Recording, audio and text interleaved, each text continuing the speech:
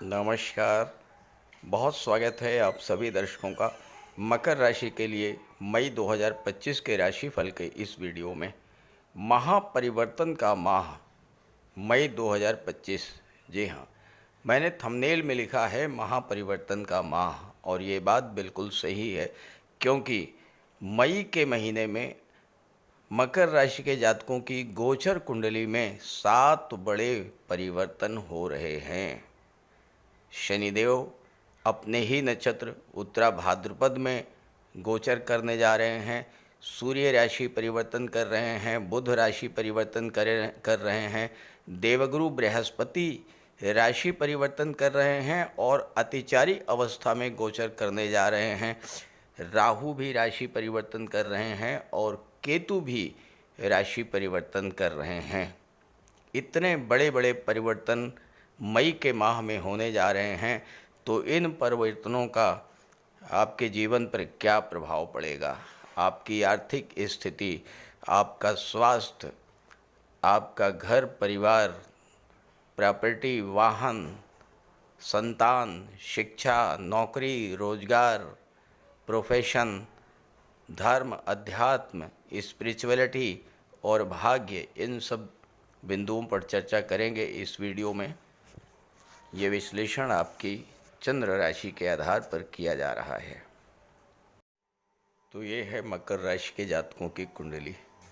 आपके लग्न के स्वामी हैं शनिदेव, और शनिदेव का गोचर अपने परम मित्र दैत्य गुरु शुक्र के साथ कुंडली के तीसरे भाव में हो रहा है।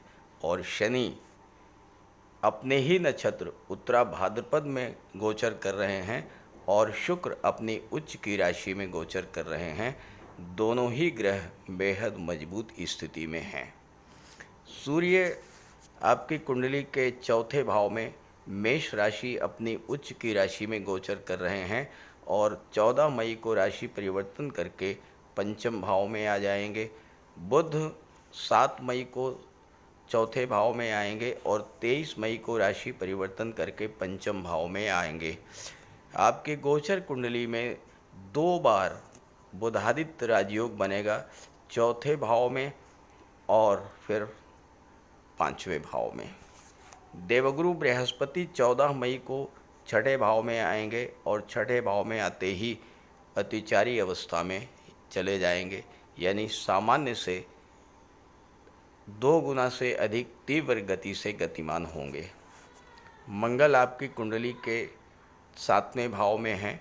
हालांकि मंगल नीच की राशि में गोचर कर रहे हैं, लेकिन 14 मई तक सूर्य के प्रभाव से मंगल का नीच भंग होगा। केतु 18 मई को राशि परिवर्तन करके 8वें भाव में आ जाएंगे और राहु 18 मई को राशि परिवर्तन करके धन के भाव में आ जाएंगे। ये तो हैं ग्रह स्थितियाँ। अब आइए समझते हैं इसका क्या प्रभाव पड़ेगा आपके जीवन पर। किसी भी जातक के लिए सबसे महत्वपूर्ण स्थान होता है लग्न के स्वामी और भाग्य के स्वामी का गोचर। लग्न के स्वामी शनिदेव हैं, जो कि धन भाव के स्वामी होकर के शुक्र के साथ तीसरे भाव में गोचर कर रहे हैं। 18 मई तक राहु भी यहाँ पर रहेंगे और यहाँ पर शनि, शुक्र और राहु का त्रिग्रही योग बनेगा। शुक्र यहाँ पंचम भाव के और 10वें भाव के स्वामी हैं और शनि धन भाव के स्वामी हैं और राहु के साथ गोचर कर रहे हैं। शनि क्या है? शनि है कर्म के कारक और धन भाव के स्वामी। राहु क्या है? असीम विस्तार। शुक्र आपके कैरियर के स्वामी हैं। शुक्र पंचम भाव के स्वामी हैं, आपकी क्रिएटिविटी, आपकी शिक्षा के स्वामी हैं।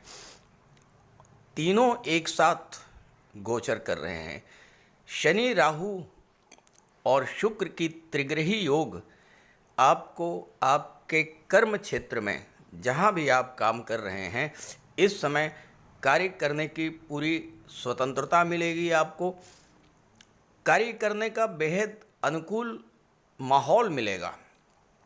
जिस भी फील्ड में हैं आप, चाहे आप शिक्षक हैं, बिजनेसमैन हैं, वकालत के क्षेत्र में हैं, मेडिकल या टेक्नोलॉजी के क्षेत्र में हैं, संचार माध्यमों से जुड़े हुए हैं, हर क्षेत्र में आप जितना चाहें उतना विस्तार कर सकते हैं, क्योंकि शनि राहु का अर्थ ही यही है, कर्म का विस्तार। और जब 18 मई को राहु धन भाव में आ जाएंगे तो यहाँ धन का विस्तार करेंगे, यानी आपके कार्य क्षेत्र से, आपके बिजनेस से, आपके प्रोफेशन से धन की प्राप्ति, धन का संचय, धन का विस्तार, धन का निवेश, ये सब होगा। तीसरे भाव में शनि शुक्र और राहु का त्रिग्रही योग कार्य के प्रति आपकी लगन को बढ़ाने वाली होगी। मंजिल को पाने की तीव्र इच्छा आपके अंदर जागृत होगी, कार्य के प्रति जुनून उत्पन्न होगा और कार्य क्षेत्र से आपका अत्यधिक लगाव उत्पन्न होगा, क्योंकि शुक्र हैं दशम के स्वामी, शुक्र प्रेम के ग्रह हैं। तो आपको अपने कार्य क्षेत्र, अपने कैरियर से, अपने बिजनेस से इस समय लगाव बढ़ेगा। पूरी तरह से अपने कार्य क्षेत्र में डूबकर जब आप कार्य करेंगे तो पैसा तो पीछे पीछे भागेगा।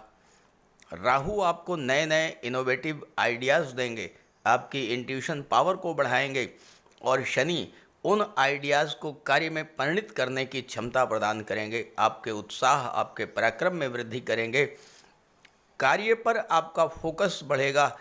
शनि राहु की युति आपको एक बड़े लक्ष्य को पाने की क्षमता प्रदान करेगी। नवम भाव पर 3 ग्रहों का प्रभाव रहेगा और तीनों ही अपने मित्र बुध की राशि कन्या राशि पर दृष्टि डालेंगे, तो भाग्य का भी इस समय आपको भरपूर साथ मिलेगा। भाग्य को लेकर जो गतिरोध बना हुआ था वो समाप्त होगा। पिता से आपको लाभ मिल सकता है, पिता का मार्गदर्शन आपको प्राप्त होगा। कहीं आप किसी धार्मिक यात्रा पर भी जा सकते हैं, और अगर आप गंगा स्नान कर लेते हैं तो कहना ही क्या, भाग्य और धन दोनों ही आपके पास होगा। एक छोटा सा उपाय कर लीजिएगा, अगर आप मई के महीने में कर सकें, अपने घर के मेन डोर पर लौंग और कपूर जला करके सूर्यास्त के बाद रखिएगा। ये शनि शुक्र और राहु का त्रिग्रही आप योग आपको बेहद लाभ देगा। प्रतिदिन ओम नमः शिवाय का जाप कीजिएगा। तेल का दीपक शनिवार के दिन जलाइए पीपल वृक्ष के नीचे, और सफाई कर्मियों को कुछ दान करते रहिए शनिवार के दिन। उड़द की दाल, काले वस्त्र, छाता या कुछ पैसे, ये चीज़ें, तो ये शनि राहु और शुक्र मई के माह में आपको ज़बरदस्त लाभ देने जा रहे हैं। आपके गोचर कुंडली में भाग्येश बनते हैं युवराज बुध, और बुध और सूर्य का बुधादित्य राजयोग 14 मई तक बनेगा चौथे भाव में, और दृष्टि पड़ेगी कुंडली के 10वें भाव पर। बुध भाग्येश होकर के जब 10वें भाव को देखेंगे और सूर्य की जब दृष्टि पड़ेगी तो आपके प्रभुत्व में वृद्धि करेंगे, आपका स्टेटस ग्रो करेगा, मान सम्मान आपका बढ़ेगा, उच्च पद की प्राप्ति होगी। और जो लोग व्यापार के क्षेत्र से जुड़े हुए हैं उनके लिए भी सूर्य बुध का बुधादित्य राजयोग बिजनेसमैन के लिए ज़बरदस्त लाभ देने वाला होगा। सूर्य बुध जब पंचम भाव में आ जाएंगे, 23 मई को बुध आएंगे, 14 मई को सूर्य आएंगे, तो 23 मई के बाद पुनः बुधादित्य राजयोग बनेगा, और सूर्य बुध की दृष्टि कुंडली के 11वें भाव पर पड़ेगी। 11वां भाव वो भाव होता है जिसमें सूर्य और बुध दोनों अति विशिष्ट कारक होते हैं, यानी 11वें भाव के प्रभाव को, फल को कई गुना बढ़ा देते हैं।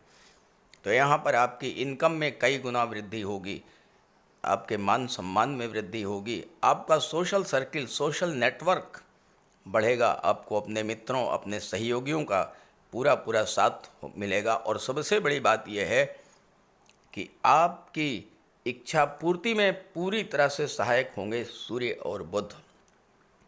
आपकी कोई पुरानी इच्छा इस समय पूरी हो सकती है, क्योंकि 5वें भाव के स्वामी हैं शुक्र, और शुक्र तो धन के कारक हैं, सुख सुविधाओं के कारक हैं, लग्जरी, कंफर्ट, ऐश्वर्य के कारक हैं।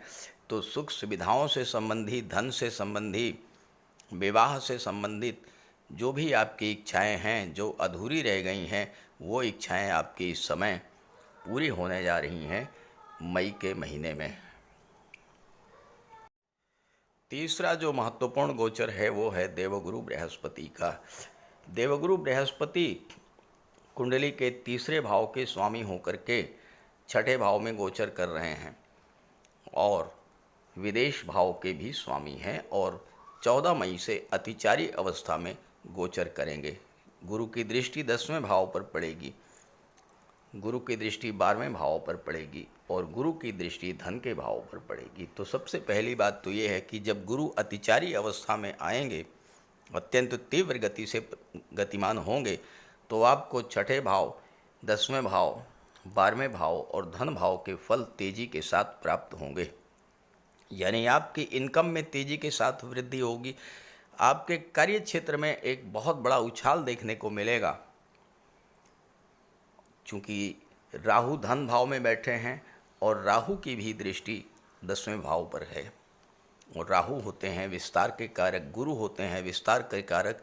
जब दोनों का प्रभाव 10वें भाव पर पड़ेगा तो आप इस समय करियर का विस्तार कर सकते हैं। लेकिन एक बात का ध्यान रखिएगा कि गुरु छठवें भाव में हैं, 10वें भाव पर दृष्टि डाल रहे हैं। छठा भाव नौकरी का होता है। अगर आप अपनी नौकरी में किसी तरह का कोई परिवर्तन करने जा रहे हैं तो चूंकि गुरु अतिचारी हैं, परिवर्तन करने के मौके आपको मिलेंगे, बहुत तेज़ी के साथ मिलेंगे और आप परिवर्तन करना भी चाहेंगे क्योंकि नया ऑफ़र जो है वो आपके लिए बेहद अट्रैक्टिव होगा, बेहद आकर्षक होगा। लेकिन जल्दबाजी मत कीजिएगा, सोच समझ करके ही नौकरी को बदलिएगा।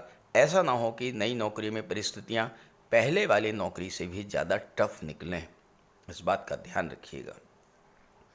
12वें भाव पर गुरु की दृष्टि पड़ेगी, धन भाव पर दृष्टि पड़ेगी, तो विदेशों से तो भर भर के पैसा मिलेगा इस समय। जो लोग इस समय विदेशों में हैं वो बहुत अच्छी इनकम होगी उनकी, धन का संचय, धन का निवेश भी होगा। लेकिन ध्यान क्या रखना है, एक तो आपको अपने स्वास्थ्य का ध्यान रखना है क्योंकि गुरु की दृष्टि दूसरे भाव पर पड़ रही है। दूसरा भाव आपका भोजन होता है, तो भोजन का विशेष ध्यान रखिएगा, खान पान पर विशेष नियंत्रण रखिएगा क्योंकि गुरु का संबंध छठे और 12वें दोनों भाव से बन रहा है। छठा भाव रोगों का होता है, 12वां भाव अस्पताल का होता है। ऐसा ना हो कि कोई लीवर संबंधी प्रॉब्लम हो, पाचन तंत्र संबंधी समस्या आ जाए, हार्ट संबंधी कोई प्रॉब्लम हो और इन सब प्रॉब्लम को लेकर के आपको हॉस्पिटल में एडमिट होना पड़े, ऐसी भी स्थिति बन सकती है अचानक से। और बहुत तेज़ी के साथ घटनाएं आपके जीवन में घटित होंगी। इस बात का आपको ध्यान रखना है। स्वास्थ्य के लिए आप विशेष सावधानी बरतिएगा। राहु भी 8वें भाव को देख रहे हैं और 8वें भाव पर जब राहु की दृष्टि होती है तो आकस्मिक धन लाभ तो होता है, अचानक से पैसा तो मिलता है, लेकिन अचानक से स्वास्थ्य को भी खराब कर देते हैं राहु। इस बात के लिए भी आप 18 मई के बाद विशेष सावधान रहिएगा। 14 मई को गुरु छठे में आएंगे और 18 मई को राहु धन भाव में आएंगे। तो विदेश जाने के लिए भी समय बहुत अनुकूल रहेगा। विदेश जाने के लिए बहुत तेज़ी के साथ आपके सपने पूरे होंगे। लेकिन ध्यान रहे, ऐसा ना हो कि कोई व्यक्ति जल्दबाजी के चक्कर में विदेश जाने के नाम पर आपसे ठगी कर ले, इसको ध्यान में रखिएगा। कुल मिलाकर के केवल मंगल की बात रह गई। मंगल नीच की राशि में है, मंगल यहाँ पर 7वें भाव में है। व्यापार व्यवसाय के लिए तो बहुत अच्छे हैं मंगल, लेकिन मंगल क्रोध और उग्रता के कारक हैं, नीच की राशि में गोचर कर रहे हैं। तो आपको अपने क्रोध और उग्रता पर थोड़ा सा नियंत्रण रखना पड़ेगा, अन्यथा जीवन साथी के साथ संबंध खराब हो सकते हैं और बिजनेस पार्टनर के साथ भी आपके रिलेशंस को ख़राब कर सकते हैं मंगल। चूँकि मंगल की दृष्टि आपके लग्न पर पड़ेगी तो आपके स्वभाव में एक क्रोध और उग्रता, जल्दबाजी की स्थिति बनेगी। इसको आपको नियंत्रित करके रखना है। तो कुल मिलाकर के मई का महीना आपके लिए हर दृष्टि से बेहतर है। इस गोचर का लाभ उठाइए और ये वीडियो, ये जानकारी अपने साथियों, मित्रों को भी शेयर कीजिएगा। नमस्कार।